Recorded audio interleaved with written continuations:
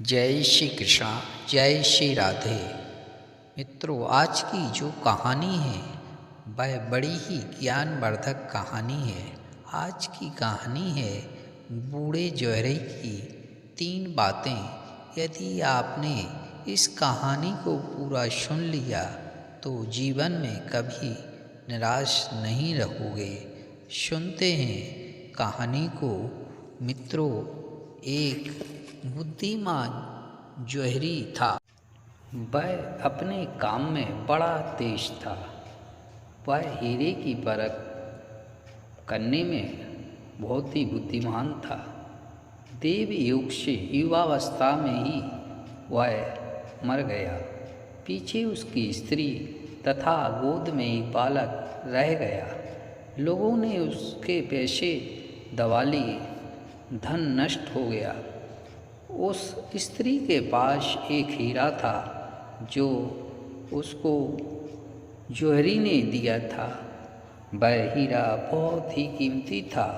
जब उसका बालक 15-20 वर्ष का हो गया तब उसने बालक से कहा कि बेटा देखो, तुम्हारे पिताजी ने यह हीरा दिया था। उन्होंने इसका मूल्य नहीं बताया, इसको अमूल्य बताया है। इसका मूल्य कोई करेगा तो उसकी बुद्धि का मूल्य होगा, हीरे का मूल्य नहीं होगा। जैसी उसकी बुद्धि होगी वैसा ही वह कीमत करेगा। इस हीरे को लेकर तुम जाओ और इसका मूल्य करा लाओ, पर हर एक जगह इसको देना नहीं। वह लड़का हीरा लेकर बाजार गया। पहले वह एक सब्जी बेचने वाली के पास गया और हीरा दिखाकर पूछा कि इसका क्या मूल्य दोगी। वह बोली कि 2 मूली ले लो, बच्चों के खेलने के लिए अच्छी चीज़ है। वह लड़का बोला कि देना नहीं। आगे जाकर कईयों से पूछा तो किसी ने 2 रुपये कहे, किसी ने 3 रुपये कहे। आगे एक सुनार के पास गया तो उसकी कीमत 10, 20, 50 रुपये तक लग गई। आगे जोहरी के पास गया तो 500, 700 और 1000 रुपये तक कीमत हो गई। वह लड़का ज्यों-ज्यों अच्छे जानकार आदमी के पास गया त्यों-त्यों उसकी कीमत बढ़ती चली गई। वह हीरे के एक अच्छे परीक्षक के पास गया तो उसने उसका मूल्य 1 लाख रुपये तक बताया। लड़के को बड़ा आश्चर्य हुआ कि वह हीरा बड़ा विचित्र है। लोगों से पूछते पूछते वह एक बहुत बूढ़े जोहरी के पास पहुंचा जो बड़ा ईमानदार और हीरे का अच्छा परीक्षक था। उसको हीरा दिखाया तो उसने लड़के की तरफ देखा और कहा, अरे यह हीरा तेरे पास कहाँ से आया। लड़के ने कहा, मेरे पिताजी ने दिया था। तुम्हारे पिताजी कौन? हीरे के व्यापारी थे। अब बहुत दिनों से उनके बारे में सुना नहीं है। क्या बात है, उनका शरीर शांत हो गया है। वे तो बड़े नामी परीक्षक थे। मैं उनका ही बेटा हूँ। इस हीरे की क्या कीमत दोगे? इसकी कीमत नहीं है, यह अमूल्य हीरा है। मेरे पास जितना धन है वह सब का सब देने पर भी इसकी पूरी कीमत नहीं होगी। पर हम क्या करें, हमारे को तो रोटी की तंगी हो रही है। भाई, यह तो तुम जानो, मैं हीरे की कीमत कैसे कह दूँ? इसकी कीमत कहने से तो इसका तिरस्कार होगा, अपमान होगा। हाँ, एक बात है, तू जितना लेगा उतना हम तुम्हारे को दे देंगे।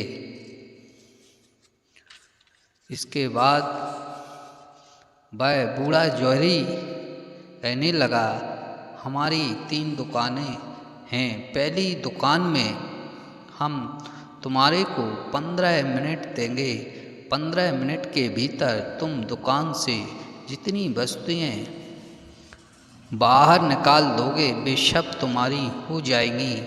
वस्तु लेने वाले और रखने वाले सब तैयार रहेंगे। तुम केवल भीतर से वस्तु फेंक दो। 15 मिनट पूरे होने पर फिर तुम उसमें नहीं रह सकोगे। लड़के ने कहा कि अच्छी बात है। लड़के को दुकान दिखाई गई। वह दुकान के भीतर गया तो देखा कि दुकान बहुत सजी हुई है। उसमें लाखों रुपए का एक एक हीरा रखा हुआ है। कई बक्से पड़े हुए हैं जो चमक रहे हैं। हीरा तो दूर रहा, उसने उम्र में ऐसा बक्सा भी नहीं देखा था। वह देखकर बहुत चकरा गया। उसके साथ एक आदमी था जो घड़ी में समय देख रहा था। उसने कहा कि देखो 5 मिनट हो गए हैं। लड़का बोला कि ठहर ठहर जाओ, हल्ला मत करो।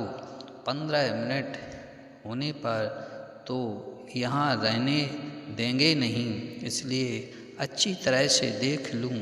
देखते देखते 15 मिनट हो गए तो वह आदमी बोला कि बस समय पूरा हो गया है, अब बाहर निकलो। अब इसमें कोई वस्तु छू भी नहीं सकते, एक दाना भी ले नहीं सकते। लड़का बाहर निकल गया। बूढ़े जोहरी ने दूसरी दुकान दिखाई और कहा कि इसमें तुम्हारे को 25 मिनट ठहरने दिया जाएगा। इस बीच तुम जो माल बाहर फेंक दोगे वह सब तुम्हारा हो जाएगा। लड़का उस दुकान के भीतर गया। उसमें पहली दुकान से भी बहुत विलक्षण सजावट थी।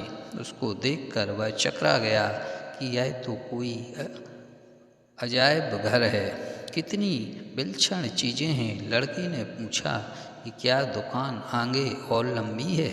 वह आदमी बोला कि हाँ, आगे दुकान बहुत लंबी तथा बहुत सुंदर है। लड़का ज्यों ज्यों आगे बढ़ता गया त्यों त्यों अधिक सुंदरता दिखाई दी। साथ में जो आदमी था वह समय बता रहा कि अब 5 मिनट हो गए हैं, अब 10 मिनट हो गए हैं। पर लड़के ने सोचा कि अभी तो देख लें, फिर पीछे रहने नहीं देंगे। इस प्रकार देखते देखते 25 मिनट हो गए तो आदमी ने कहा कि अब निकलो बाहर, अब कोई वस्तु छू भी नहीं सकते।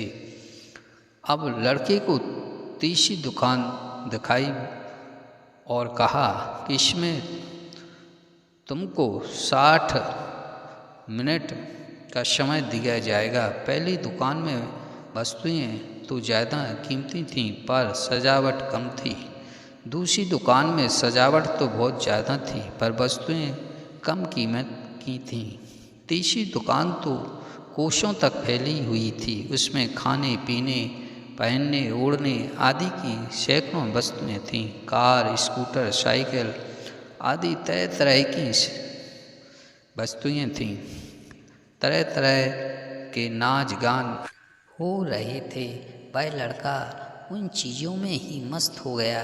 वह कभी मोटर पर चढ़ता, कभी बग्गी पर चढ़ता, कभी झूला झूलता, कभी नाटक देखता, कभी सिनेमा देखता। उसने वहाँ ऐसी चीज़ें देखीं जो पहले कभी नहीं देखी, कभी सुनी नहीं। साथ वाले आदमी ने कहा कि देखो, पहली दुकान गई, दूसरी दुकान भी गई और अब तीसरी दुकान भी जा रही है। अब समय बहुत थोड़ा बचा है, अब जल्दी पीछे लौटो। उस दुकान से निकलते निकलते समय पूरा हो गया। दुकान से निकलते समय उसने वहाँ रखा एक टाट का थैला उठा लिया और दुकान से बाहर आकर देखा तो थैले में खोटे सिक्के, लोहे के बाँट, पत्थर आदि पड़े थे। बूढ़े मालिक ने अपने आदमियों से कह रखा था कि वह जितनी वस्तुएं ले उसकी खबर मेरे को करते रहना। अंत में उन आदमियों ने खबर दी कि उसने कुछ नहीं लिया। मालिक ने कहा, उसको निकालो यहाँ से, उसका मुँह मेरे को मत दिखाओ, किसी काम का आदमी नहीं है। लड़का बेचारा खाली हाथ वहाँ से चला गया। जो भाई बहन यह कहानी पढ़ रहे हैं या सुन रहे हैं, उनके मन में आती होगी कि हमारे को वह दुकान मिले तो हम आंखें मीचकर बढ़िया बढ़िया माल बाहर फेंक दें, परंतु वास्तव में हमारा मनुष्य जीवन ही वह दुकान है। हमारे जीवन के प्रथम 15 वर्ष पहली दुकान है, 25 वर्ष दूसरी दुकान है और अंतिम 60 वर्ष तीसरी दुकान है। जीवन के प्रथम 15 वर्ष खेल कूद में बीत जाते हैं। उसके बाद के 25 वर्ष गदय 25 के होते हैं, जिसमें मनुष्य स्त्री और धन के चक्कर में फंस जाता है। भजन करने के लिए उसको समय ही नहीं मिलता। अगर वह भजन साधन करे तो यह 25 वर्ष साधन भक्ति में हो जाते हैं। जो इन 25 वर्षों में साधना भजन नहीं करता, वह वृद्धावस्था में भी भक्ति नहीं कर पाता। 40 वर्ष की अवस्था आने के बाद लड़के लड़कियों के विवाह की चिंता सताने लगती है। उनका विवाह होने के बाद परिवार बढ़ जाता है, पारिवारिक जिम्मेदारियां बढ़ जाती हैं, शरीर की शक्ति कम हो जाती है, फिर भजन करने का समय कहाँ से मिले। इस प्रकार सांसारिक चकाचौंध में फंसकर मनुष्य अपना अमूल्य जीवन गंवा देता है।